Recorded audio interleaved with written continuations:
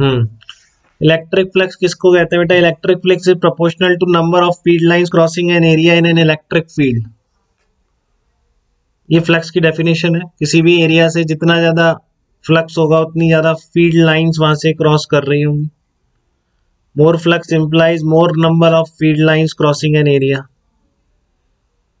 ठीक है, let us see on which factors number of field lines crossing on area depends. तो आप मान लो ये आपका एरिया है, एरिया वेक्टर ए, तो इससे कितनी फील्ड लाइन जा रही है किस किस चीज पे डिपेंड करेगा? फील्ड इंटेंसिटी की डेफिनेशन क्या है? जितनी ज्यादा फील्ड इंटेंसिटी होगी यूनिट एरिया में उतनी ज्यादा लाइंस होंगी बेटा। ठीक है, तो किसी भी एरिया से कितनी लाइंस पास कर रही हैं सबसे पहले तो ये फील्ड इंटेंसिटी पे डिपेंड करेगा। फील्ड इंटेंसिटी ज्यादा है तो यहाँ पे ज्यादा नंबर ऑफ लाइंस होंगी, ज्यादा इस एरिया को क्रॉस करने लग जाएंगी। ठीक है, तो सारी कहानी ये फ्लक्स की है, नंबर ऑफ फील्ड लाइंस कितनी क्रॉस कर रही हैं। जहां पे ज्यादा करेंगी ज्यादा फ्लक्स है, जहां पर कम करेंगी कम फ्लक्स है।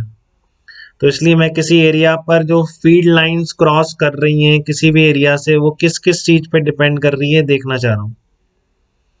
तो आपका यूनिट एरिया से पास होने वाली field lines proportional to field intensity, तो किसी भी एरिया से पास होने वाला flux is proportional to intensity. और दूसरा इस खुद के एरिया पे डिपेंड करेगा ही करेगा। आप इस एरिया को आधा कर दो तो नंबर ऑफ फील्ड लाइन भी आधी हो जाएंगी। ठीक है, तो इन दो चीजों पे डिपेंडेंस बिल्कुल क्लियर है, एक तो फील्ड इंटेंसिटी और एरिया पर। किसी भी जगह पर किसी भी एरिया से पास होने वाली जो नंबर ऑफ फील्ड लाइंस हैं that will be proportional to field intensity at that point and also on the area of that surface। ठीक है ना, एरिया ऑफ द सरफेस जब भी आपने लिया है जिस एरिया से आपको फ्लक्स देखना है उसके भी प्रोपोर्शनल होगी।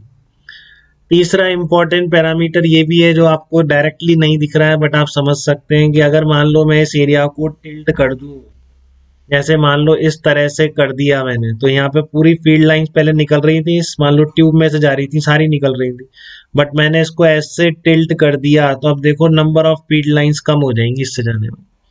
ठीक है ना, number of field lines crossing this area decrease कर जाएंगे। मैं थीटा को और बढ़ाऊंगा तो और कम हो जाएंगे। अब थीटा क्या है? थीटा को मैं इलेक्ट्रिक फील्ड ई वेक्टर और इसके एरिया वेक्टर के बीच का एंगल बोल सकता हूँ क्या?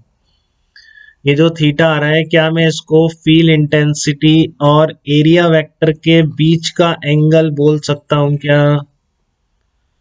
ठीक है, तो थीटा आपका जैसे बढ़ता जाएगा तो आपका फ्लक्स क्या होगा? कम होता जाएगा। जैसे जैसे थीटा बढ़ रहा है फ्लक्स आपका कम हो रहा है। दिख रहा है बेटा आपको ये चीज? थीटा की वैल्यू बढ़ने के साथ साथ कॉस थीटा की वैल्यू क्या हो जा रही है? कम होती जा रही है। तो दो चीजें हो रही हैं, थीटा के बढ़ने के साथ साथ फ्लक्स भी कम हो रहा है और आपको पता है कॉस थीटा डिक्रीजिंग फंक्शन होता है, तो थीटा बढ़ने के साथ साथ कॉस थीटा भी कम हो रहा है। तो मैं ये बोल सकता हूँ कि कॉस थीटा घट रहा है तो फ्लक्स घट रहा है, कॉस थीटा बढ़ रहा है तो फ्लक्स बढ़ रहा है। तो साथ में फील्ड और एरिया के तो डिपेंडेंसी थी नंबर ऑफ फील्ड लाइंस की, किसी भी एरिया को क्रॉस करने वाली नंबर ऑफ फील्ड लाइंस ई और ए पे तो डिपेंड कर ही रही थी। साथ में ये किस पे और डिपेंड करेगी? कॉस थीटा के भी प्रोपोर्शनल हो जाएगी। ठीक है, तो इक्वेशन 1, 2 और 3 से आप क्या बोलेंगे कि flux will be proportional to E A cos theta. ठीक है, किसी भी सरफेस से क्रॉस करने वाला फ्लक्स किसके प्रोपोर्शनल होगा? ई ए कॉस थीटा के प्रोपोर्शनल होगा। ठीक है, phi equal to E A cos theta, और इसको क्या लिख सकते हैं आप? Phi equal to E vector dot A vector लिख सकते हैं। ठीक है, अगर ई वेक्टर यूनिफॉर्म नहीं है पूरे एरिया पर तो आपको डी ए वेक्टर्स बनाने पड़ेंगे और उसको फिर ऐड करना पड़ेगा। इंटीग्रेशन आसान है क्योंकि डॉट प्रोडक्ट है, स्केलर क्वांटिटी है इलेक्ट्रिक फ्लक्स। ठीक है, इलेक्ट्रिक फ्लक्स क्या है? स्केलर क्वांटिटी है। तो कहीं भी सिग्नल की स्ट्रेंथ ज्यादा है कम आप ये करते रहते हैं ना, ये सिग्नल कम आ रहे हैं और ज्यादा आ रहे हैं ईएम वेव्स के, क्योंकि मोबाइल आपका क्या ईएम वेव्स पर है, तो यही फंडा है, फ्लक्स कम हो जाता है ज्यादा हो जाता है। ठीक है, फ्लक्स कैसे निकलता है? वो निकलता है integration E vector dot D A vector से निकलता है। डिपेंडेंस मैंने क्लियर कर दिया, आपको समझ में भी आ गया होगा कैसे तीनों फैक्टर्स पे नंबर ऑफ फील्ड लाइंस किसी भी एरिया से डिपेंड करेंगी। तो इसका जो प्रोपोर्शनलिटी कांस्टेंट होता है उसको 1 बोल लिया गया, कुछ और बोलते कुछ और मान लें। ठीक है।